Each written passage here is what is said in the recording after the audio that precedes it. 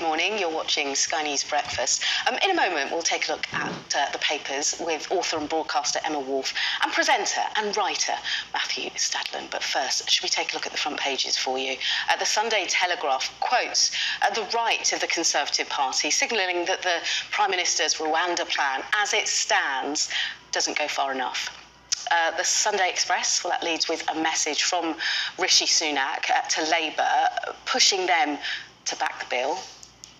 The Observer writes about Labour toughening its tone on Israel over the war in Gaza. The Sunday Times leads with the study, and we were talking about this earlier, by the Centre for Social Justice about chronic poverty in the UK. The Sunday People says that England fans could be banned from drinking beer at next year's European Football Championships in Germany. That won't go down well. The Mirror splashes what it calls a celebrity three-way, I think, with David Hay there. And The Sun reports that I'm a Celebrity contestant, Danielle Harold, had a health scare. This is the EastEnders actress in the jungle, but she was okay to carry on. And finally, The Star tells us that AI chatbots are useless when it comes to thinking up chat-up lines. I'm not sure about that one. Well, let's talk through the papers then with Emma and Matthew. So much to get through, but shall we start, Matthew, with you and the Sunday Telegraph? Because we were talking about this at the top of the hour, about Tory members trying to really fight and reject the Prime Minister's plan on Rwanda. Whichever way he goes, whether he toughens it up or waters it down, it's going to be a problem, isn't it? Yeah, quite a diversity of front pages this morning, wasn't it? This is a very serious story, and it's serious for Conservative MPs because the more times that Rwanda is in the headlines, the more Tory MPs, I think, are likely to lose their seats at the next general election. This is a story now that is about both the Prime Minister's personal authority and also the Conservative Party's fitness to govern after 13, coming up to 14 years in power. And the nub of this is that Sunak is trying to block legal reviews of this Rwanda policy, but the right of his party don't seem to think he's gone far enough. This is the star chamber of their lawyers. The left, or the progressive side of the party, are concerned that it's gone too far, so he's managed on his flagship immigration policy to split his own party. He's kind of uniting the country against him and the Tories. And that's the problem, isn't it, Emma? Because he can't manage, as it stands, to unite his MPs over one of those big pledges that he pitched his premiership on, really, which was stopping the boats. And ultimately, this potentially will bring him down. Yeah, and Matthew refers there to uniting the country. I don't even think he's united the country. There's no doubt that immigration is a crucial issue. It's going to be an immigration election. But I don't even think the majority of the country feel any confidence in this Rwanda plan. The vote on Tuesday is going to be absolutely decisive, not only for his leadership, but for the election. It really, I mean, senior Tory MPs in the Telegraph saying his position could be perilous.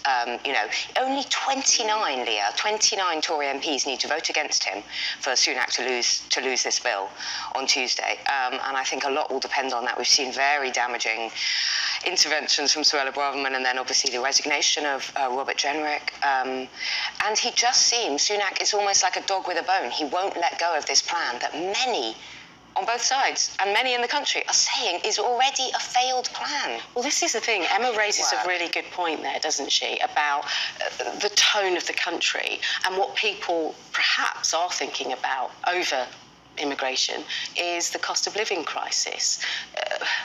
How they'll pay their energy bills. Are they really reading the country quite wrong here, Matthew? Well, there's no doubt that immigration matters to people, and there's no doubt that it particularly matters to Tory voters. When I say that Sunak is uniting the country, I mean he's uniting the country in sort of fury, almost blind fury, that they can't get this policy right, whether you agree with this or not. And just on the substance of the policy, let's remember that Sunak wants Parliament to legislate that Rwanda is a safe country for these purposes. When the president of Rwanda, Paul Kagame, was re-elected in 2017 with 99% of the vote. So we might be lucky enough to go on holiday to Rwanda, we might go and try and see the gorillas out in the wild. And I'm sure the people of Rwanda are wonderful and hospitable, but if you're an asylum seeker and you're going to a country where you are basically going to be living in and seeking asylum in an autocracy, it's not very safe at all, I don't think. And then, you know, there is a worry that Rwanda will just say, hang on a second, we've been toing and throwing here far too long. We're done. And also they are being made to look, on the international stage, they are being talked about as a sort of grubby place, as a place that violates human rights, as a not safe country. This is not what they wanted. This was not the plan. Just a quick It's point not nice for them either. on the politics of this. I mean, if Rishi Sunak loses one of these votes, it will be politically hugely damaging to him. I mean, there's even talk of another Tory leadership election when we've had Liz Truss and Rishi Sunak since Boris Johnson, who was the leader of the Tories when he won that landslide in 2019. The patience of the public, I think, is running very, very thin indeed. And on the issue of immigration, legal and illegal, he is now finding himself, the Prime Minister, attacked on the left by Keir Starmer, and attacked on the right by some of his own MPs, and also Richard Tice of the Reform Party, who could shave a significant amount of Tory votes at the next election. Well, that's what Rishi Sunak is doing. He's laying the gauntlet now. In the Express, they're picking up on this line about, well, hang on a second, Labour, What is your policy? What is your plan? Yeah. And I remember speaking earlier this year to Stephen King about the Bibi Stockholm. Remember that? And I posed to him, I said, OK, so you win the election, what do you do with the Bibi Stockholm? And he said, we would use them. We would have no choice to use them. So, you know, it's an interesting message here from Rishi Sunak in the Express too. It is. The front page, stop playing games over boats crisis. It was sort of an interesting mix of metaphors, playing games over boats. But anyway, this is kind of Sunak hitting out at the only place now he can really hit out, which is the opposition. And he's saying, if Labour vote against this plan, this crunch plan on Tuesday, it's clear they're not serious about stopping the boats and keeping people out of the clutches of people smugglers. Well, he's talking about the issue there, but what Labour are actually, and what many people are opposing, is the policy, the Rwanda policy specifically. Sunak is kind of ignoring that. He's ignoring the fact that these threats on Tuesday to his absolutely, I think, bankrupt scheme, his failed scheme, are coming from his own side as well as the opposition benches. By hitting out at Labour in this way, he's saying to Keir Starmer, what would you do? You know, if you try and block this plan, you're not serious about stopping the boats. Well, Labour, I mean, I agree with you, they haven't come out with any clear policy either, because it's a very, very difficult issue. It is a difficult issue because people are desperate to get to this country. Some of them, no doubt, are genuine asylum seekers. Some people are young men who've been sent by their families from difficult parts of the world to try to get to this country so they can earn more money and then send money back. It's an understandable aim, but they shouldn't be allowed to get into this country. No one wants to see these crossings continue, both because it's not a lawful way to get into this country, but also because it is dangerous. The problem politically for the Prime Minister is it's his party that has been in power for this long, and it was his pledge at the beginning of this year that he would stop the boats. Yeah, it's now December. It's the messaging, because the actual numbers are it's legal migration. Well over 700,000. That is really causing a lot of people to get very hot under the collar, and also huge pressure. It's on a very services. visible thing because it's visible. The votes, but it's also visible because he's made it such a flagship policy. Yeah, one of those 5 pledges. And he said he'd end the boats this year. It's now December. What are we today? December the 10th. And he's boasting about having stopped a third of the boats. Everyone can see through that. Many voices are saying it's they do drop off a little bit in winter. And that's the problem, perhaps. Some voices are saying, actually, stop the boats. How do you stop the boats? And it's this messaging and this language that doesn't really actually mean anything. It doesn't mean anything. Hostage to his own fortune. On the Starmer issue, and I'm not a spokesperson for Starmer or Labour. Good to hear, Matthew. It's going to be difficult, I think, for him when he gets into power. And I was interviewing Sir Vince Cable just the other day, who was the leader of the Liberal Democrats and business secretary under the coalition at the start of this whole Tory rule. He's very concerned that if or when Starmer fails to deliver significantly in a couple of years' time, after he's got to power, there could be a real lurch in this country to the far right. Okay. Well, not easy for anyone. It feels as though we could be in the same position, but with a different guy in number 10 in 3 or 4 years, because the problem itself is so intractable. We'll see what happens with that vote with bated breath. Let's have a gear change now. The Observer, their front page, talking about Labour potentially toughening up their stance on the Israel-Hamas war. This is the first time I suppose, in many ways, Matthew, that they've found their voice, if you can call it that.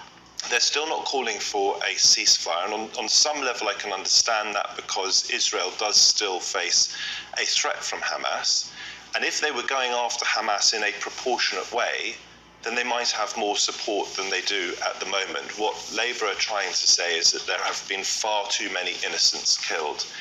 And at the very beginning of this, after we witnessed that medieval savagery on October the 7th, I did send a message to someone senior in Labour, and I said, for goodness sake, the horrors of what we've seen today shouldn't give Israel carte blanche to do what it likes in Gaza. And I was concerned that, for the understandable aim to distance itself from the Corbyn years, Starmer and his team would give some sort of unconditional support to Israel. What they're trying to do now is signal to those amongst us who are deeply concerned about the horrific scenes we're seeing in Gaza that a future Labour government does care about the plight of the Palestinians. Whether that goes far enough, it won't for some. Yeah, it comes on the day that the United Nations say half of people in Gaza are in hunger, and the civilian impact has been huge and detrimental to a largely young population. And the risk of disease. Yeah, well, that's a big issue, isn't it? The figure in the Observer, which it comes from the United Nations, is something like 17,700 people have now died. And of the dead, 13,000 are supposed to be women or children. These are staggering numbers. Indeed, and still more aid is needed, and not enough is getting through that Rafah border. Let's move on to the Sunday Times, Emma.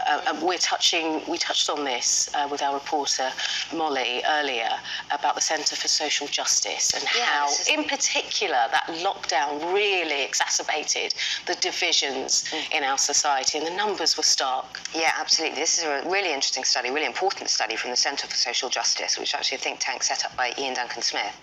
And it's really just looking at the full scale of the pandemic and how, in a country already teetering on the brink of poverty, broken families, broken homes, a perilously kind of creaking health system, poor housing, chronic ill health amongst people, how the pandemic, COVID-19, was a kind of dynamite that blew those very fragile situation apart. We've now got, in terms of mental health, for example, children and young people, before the figures were around 1 in 9 was suffering from mental ill health. It's now up to 1 in 5 or 1 in 4 in older teenagers. I mean, I've written lots about eating disorders, anxiety, depression amongst young people. That's a legacy. If you were 13, 14, I mean, we know the impact on adults,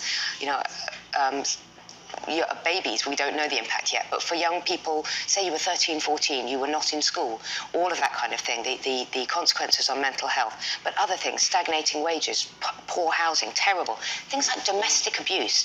Calls to the domestic abuse helplines soared by 700%. If you were locked down in a house, let's just think about that, with an abusive partner, that really becomes a very frightening situation. I think, if you're a child living in poverty, when you're locked down in a house, you're not even going to school for good food and nutrition and Wi-Fi and all of that. Yeah, it's important to have these conversations, and as we see with the COVID inquiry, it's laying bare the inequalities. For now, we will leave it there, Matthew and Emma. Thank you so much for your company. We'll be chatting again in the next hour, so I look forward to that. Thank you.